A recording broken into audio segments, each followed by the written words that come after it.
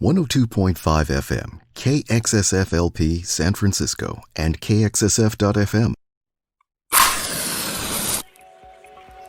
You're tuned into Spark, informing minds, inspiring ideas, igniting innovation.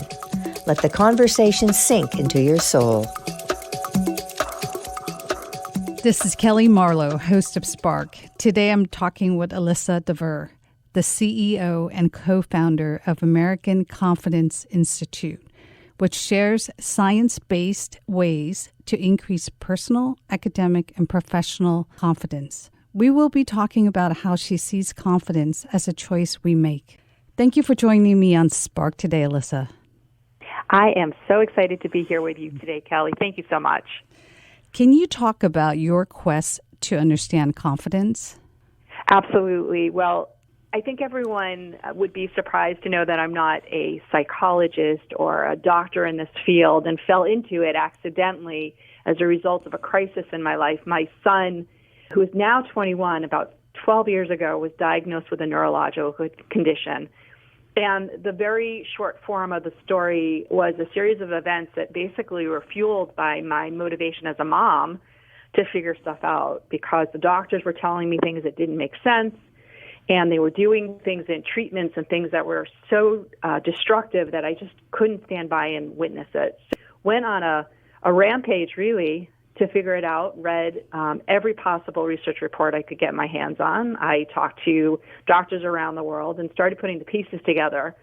And when I started to really figure out more about how the brain worked so I could help my son, started realizing that all the work I had been doing professionally as a marketer, as somebody who just was really interested in the science of confidence, started to put it all together, fed it to not only the doctors to validate, but then started to take it into the business community and to friends and family. And from there on, it became this kind of, oh my God, you got to share this with the world, and built the American Confidence Institute as a result of that. And what did you find out in your research about confidence? A lot of things we found out, and now it's surprising. Two things that fell out of it for me was, first and foremost, most people don't get taught confidence, and as a result, when we measure confidence, it's not until we're 60 years old that we actually become our most confidence best. And that, to me, was preposterous. Like, how could that be, right? So that was like one shocker. And the second shocker was, we don't get taught what it is and how to do it, but yet we can learn how to do it. And it's a very simple concept in that we don't realize that we can actually choose to be confident. And a lot of people will mislabel things like, you feel confident, or how confident are you?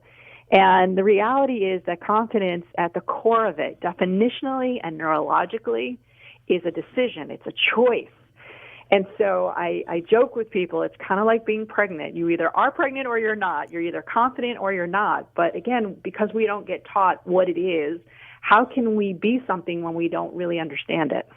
You talk about how we don't become confident until we're 60 or close to retirement. Why is that? Very simply, not only aren't we taught it, we're taught it in bad, misleading ways. In some ways, we're lied to. We have lots of stories, movies and allegories and children's stories and so forth, where we're told to work harder, work harder, work harder. And if you work hard, your success will come, your confidence will build. And I think most of us, myself included, oftentimes the harder you work, the less confident you become, because you get frustrated and you're like, after all this, I should be confident, and you're not. So that's just wrong. We get motivational speakers, self-help books, all this other content that tells us, if somebody else did it, then we can do it. Just do it, or just be confident. And that doesn't work that way. You don't get inspired to be confident. That's also kind of a mislead. And then, unfortunately, we have a lot of people out there saying, fake it till you make it. And I prove over and over again in workshops that you can't fake it. Confidence is not something that you can kind of put on an act. And so subsequently, again, we're kind of misled, we're very misled about what confidence is, what it looks like, and how to develop it. So we go through our lives and we're trying figuring this out, this quest. We all are on this quest to feel more confident. It's like a natural direction for us. And yet it takes us 60 years to realize one very simple thing. And again, tying it back to brain science, We have an absolute need. Abraham Maslow, back in his 1940s pinnacle work on the hierarchy of needs, smiling from wherever he is right now, we have a fundamental need to fit in, to belong, to know that people think that we matter, and to actually know that we have a purpose, right? And so by the time we're 60, we finally realize that purpose, that answer, has nothing to do with other people. It's what we value inside ourselves. As kind of hooey as it sounds, by the time we're 60, we finally let go of that. We finally say, you know what, I don't care as much, if at all, what other people think. What I care about is what I care about, and I'm going to live according to what I value. But it takes us 60 years to unravel that maze of misleading information that we get, and we finally land in that place. And when we interviewed people who are in their 60s, they giggle about it. They're like, all those years, you read all these books about what do you wish when you were younger, what's the one thing you wish you would have known when you were younger, and it's consistent. I wish I knew that all that other stuff just didn't matter. What matters is what's in my heart and in my head, and if I live according to that, I can be my confident best. It sounds like you just distilled the essence of confidence, which is don't worry about what other people are thinking. When you get to the point that you don't care, it's when you just focus on what's important to you, and that's where your confidence is going to come from. Absolutely. I mean, that's the core of it. It really is the heart and soul of it. Well, it's interesting that I read that you don't believe confidence is inherited, learned, or faked. And it's interesting how fake it until you make it from Amy Cuddy is such a catchphrase now about confidence. It is. It's a little frustrating. I do adore Amy Cuddy's work. She's, one of the heroes in this space in terms of explaining how you can literally chemically trigger neurotransmission in your body that makes your brain feel really good and positive and confident through her power poses and so forth. She does some really, really important work. But the fake it till you make it, here's the problem. When you're faking it, everybody else can see it. They see it in your body language. They see it in your eyes. You know it. And as much as you might think you're an Oscar-winning performer, none of us are, not even the Oscar-winner performers. They can't fake confidence.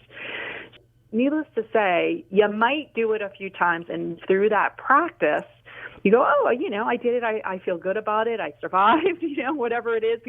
I do a lot of presentation coaching for people, and to the 10th presentation, you do become a little bit numb to the fact that, I did this. I didn't die last time I was on stage. I can do this. Okay, that's good. So the practice element of that is valid. However, I do fundamentally believe with every neuron in my body that confidence isn't a result. It doesn't happen after the fact. It's something that you need to feed into the success formula as a requirement. And when you change your mindset about that and you work on your confidence first, then you don't have to fake anything. But what if you were bullied, abused, or your parents told you that you weren't good enough when you were growing up? How do you recover from this lack of self-confidence that has been ingrained with a lot of emotional charge into you over time? It's a really big question and an astute observation. Look, you know what?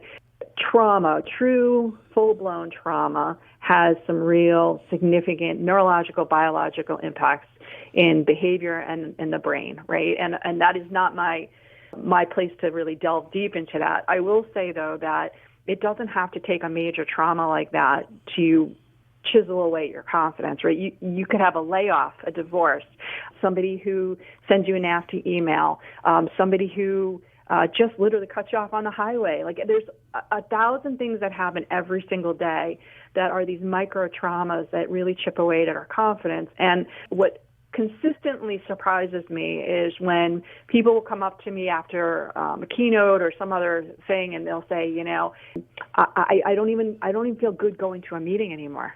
I'm afraid to say something because somebody's going to cut me off, so to speak, in the meeting. They get talked over, or somebody else in the room has to be a smarter person than they are. We call it smartest person in the room. And if you look at the commonality, again, of these traumas, micro and macro, there's an element of bullying, right? There is somebody that is trying to take another person's confidence for their own gain. That's the clinical definition of a bully, right?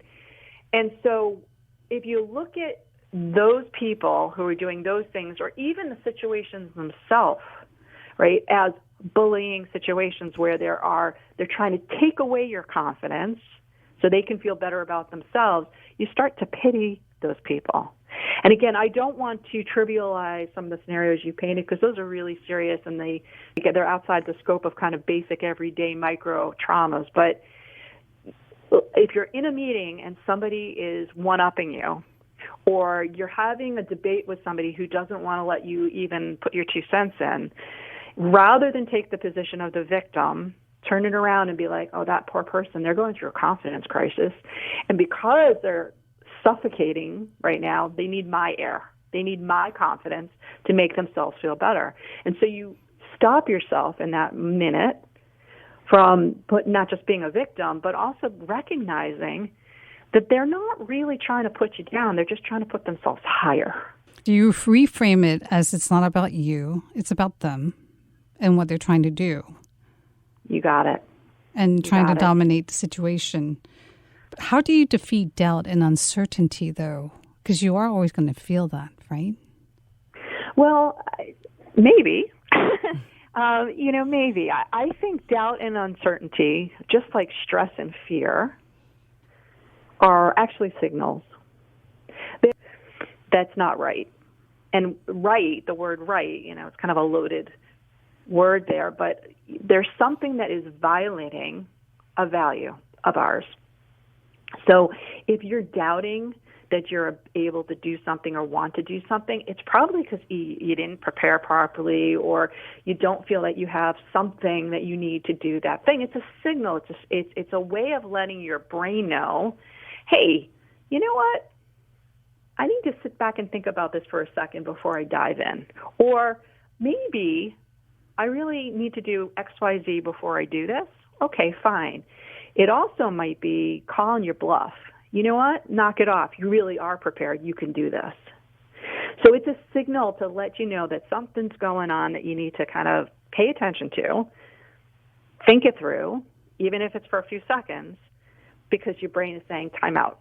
Now, what we normally do with those signals is one of two things, Kellee, and it's kind of going to sound almost crazy on some levels, but everyone's going to go, which is when we get those signals normally, path one is we panic, right? And we panic. We go, oh, no, can't do it. I'm not going to do it. And we go into what I call cave person mode. We go into survival mode. It's part of our brain, the brainstem that grabs it and says, we got to protect ourselves. So what do? We get defensive or aggressive or shy. Those are all survival behaviors. That's option number one.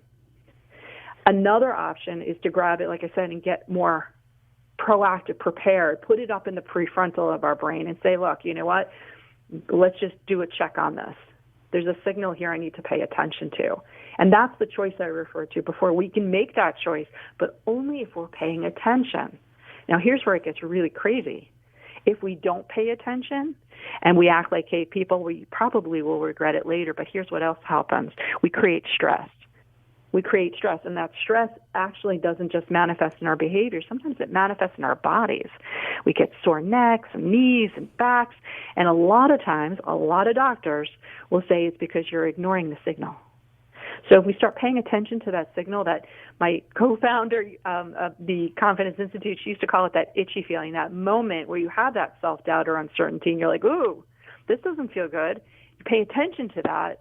And you say, let me figure out why do I not feel comfortable? What is it that my brain is telling me to pay attention to?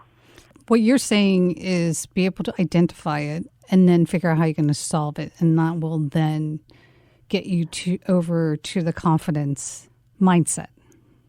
Yeah, and when you say solve, sometimes you can't solve everything, right? You may not be able to prepare more. You may not have all the information you want to have. Look, we're recording right now. We're still in the middle of this COVID uncertainty. We don't know if and when, how it's all going to go away, right?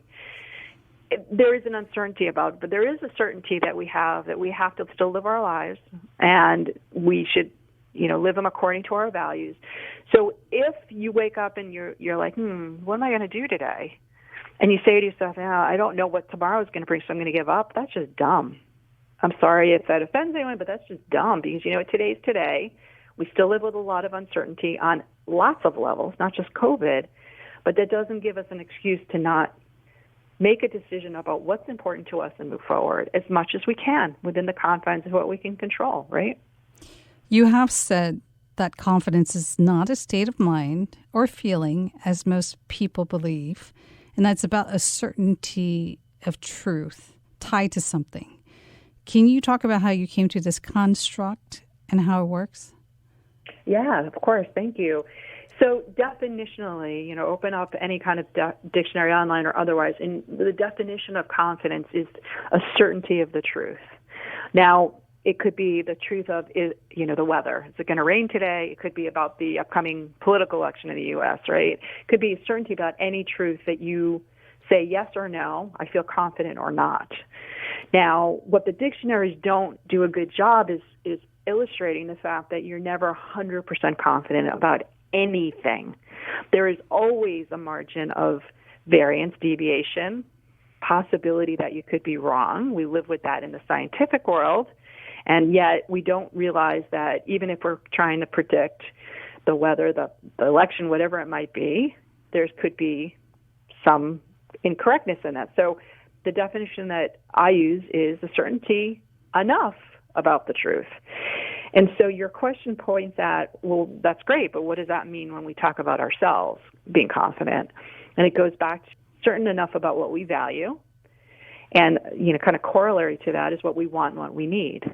And when we're certain enough that this is important to us, we want this, we need this, we fuel our motivation, we fuel our persistence, it's because we feel confident that we are confident that we've made a decision that it's important that we do it, that it's important that we follow it, that we behave according to it.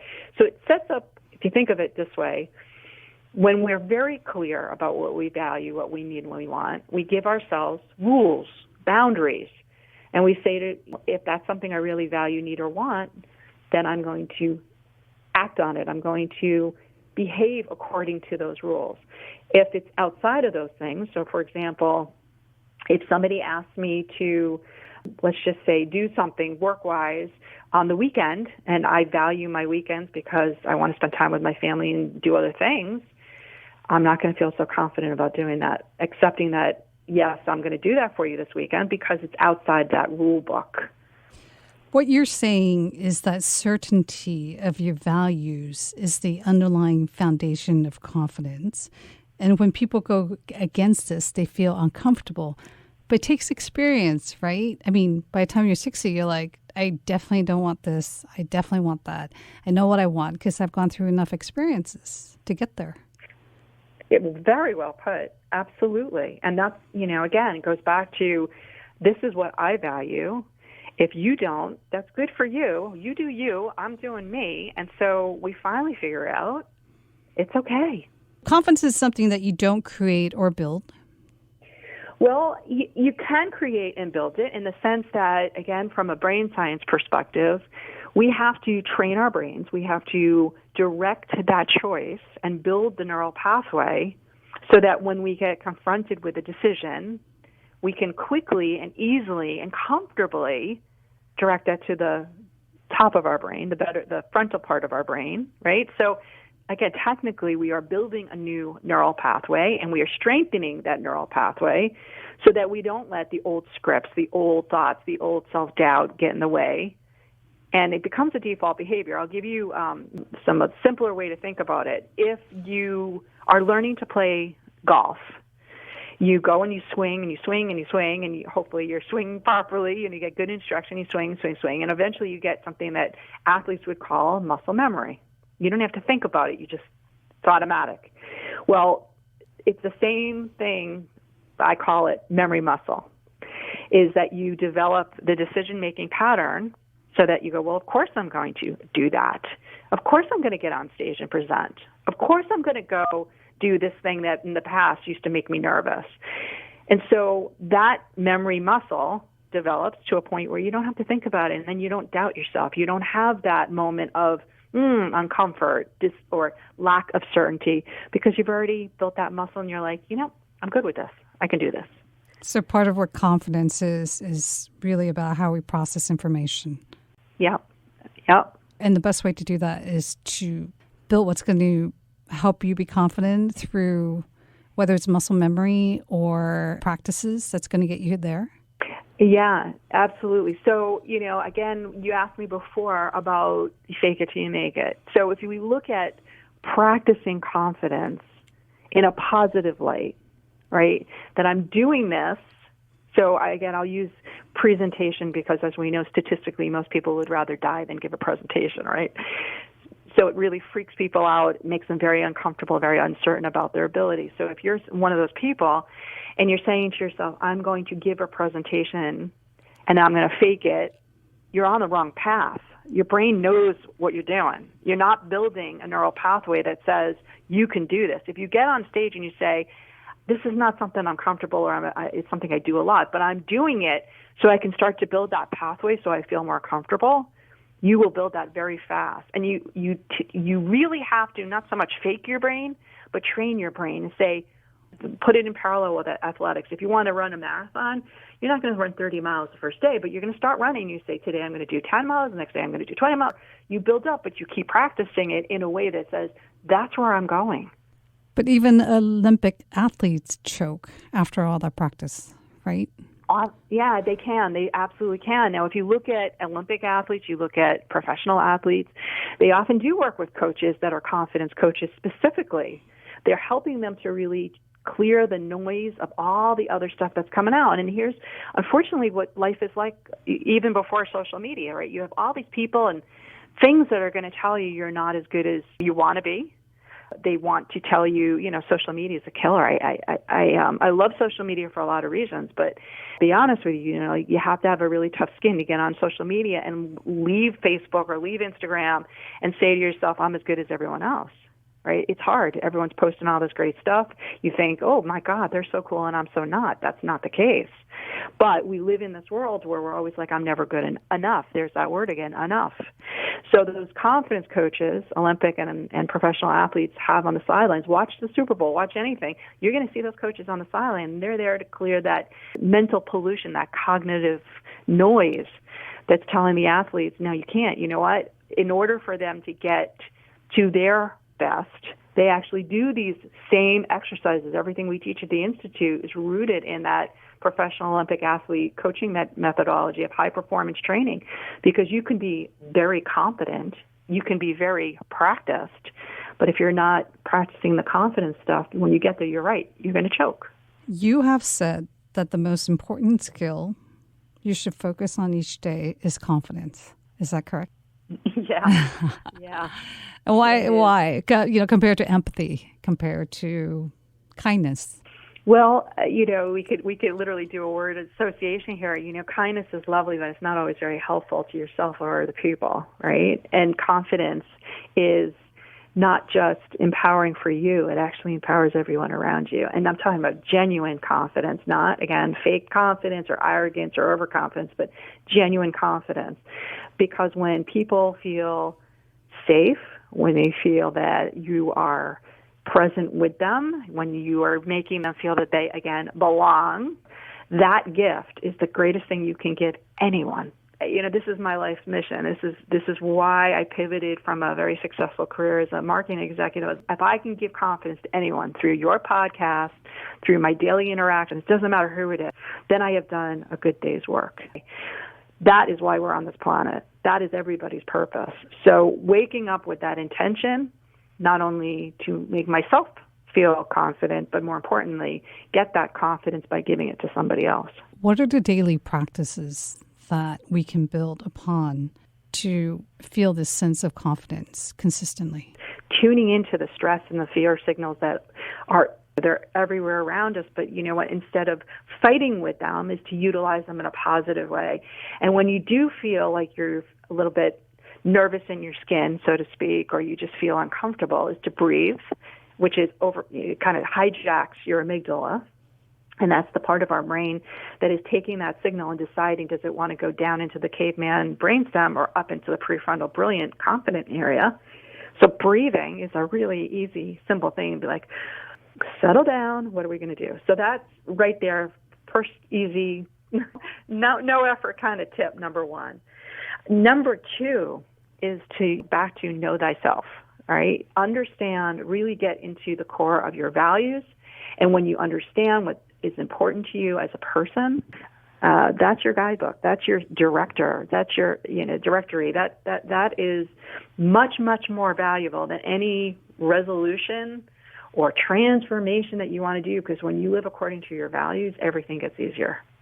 Now, it's easier said than done, I realize that, but there are some exercises that we do at the Institute. There's all kinds of tools and methods out there to understand who you are and what you value. The easiest one that I often use with people is to think about, if somebody was going to give a eulogy about you, what do you want them to say? And it sounds depressing, my friend, but let me tell you, when you start to read your own eulogy and you start to realize it's not going to say she was a great podcaster, it's not going to say that, she was really kind. It's going to say things like she was particularly generous and she gave people her time. She helped elevate people's spirit through her work, right? So there are all these value statements buried in those sentences that start to pop off the page. And when you look at those, not only does it build your confidence, but it gives you those boundaries, those guidelines, those rules to decide what you want to do or not for the rest of the day. It's amazing.